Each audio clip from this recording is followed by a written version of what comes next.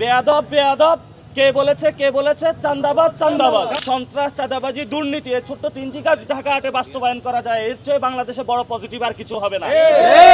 12 তারিখে বাংলাদেশের জনগণকে বলবো, ঢাকা 8 আসনের বাসিন্দাদেরকে বলবো, আপনারা অনেকে আমার কাছে বলেছেন যে আমি নাকি বিরোধিতা করি, তাহলে আমরা পজিটিভ কি বলি? আমরা বলবো যে যদি সন্ত্রাস, চাঁদাবাজি, দুর্নীতি, এই ছোট্ট তিনটি কাজ ঢাকা হাটে বাস্তবায়ন করা যায়, এর চেয়ে বাংলাদেশে বড় পজিটিভ আর কিছু হবে না। দুর্নীতি, চাঁদাবাজি, সন্ত্রাস আমরা বন্ধ করতে পারলে এরপর আমরা পজিটিভ কাজ শুরু করব। আপনারা এখানে একজন গ্যাংস্টার রেখে দিবেন যে প্রতিনিয়ত হুমকি দিবে, বিরিয়ানির দাওয়াত বলে, মানুষের উপর অত্যাচার চালাবে, রেলের জায়গা দখল করবে, বিভিন্ন জায়গায় চাঁদাবাজি গোষ্ঠী পালবে, আর আপনারা তার বিরুদ্ধে কথা বললে ছোট বাচ্চা বলে অভিহিত করেন, বেয়াদব বলে অভিহিত করেন। আমরা বলেছিলাম যে আমাদেরকে শেখ হাসিনা একটা হীন করে বলেছিল রাজাকার, তখন আমরা বলেছিলাম তুমি কে আমি কে, রাজাকার রাজাকার, কে বলেছে স্বৈরাচার স্বৈরাচার।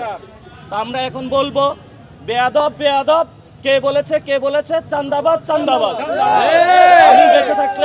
আমরা বেঁচে থাকলে ইনশাআল্লাহ ঢাকা 8-এ চাঁদাবাজির আমরা রাজত্ব শেষ করব, সন্ত্রাস দখলদারিত্ব রাজত্ব শেষ করব, এবং ঢাকা 8-এ ইসলাম এবং সার্বভৌমত্বের যে লড়াই, ইনসাফের যে লড়াই, আমরা এই রাজত্ব কায়েম করবো ইনশাআল্লাহ।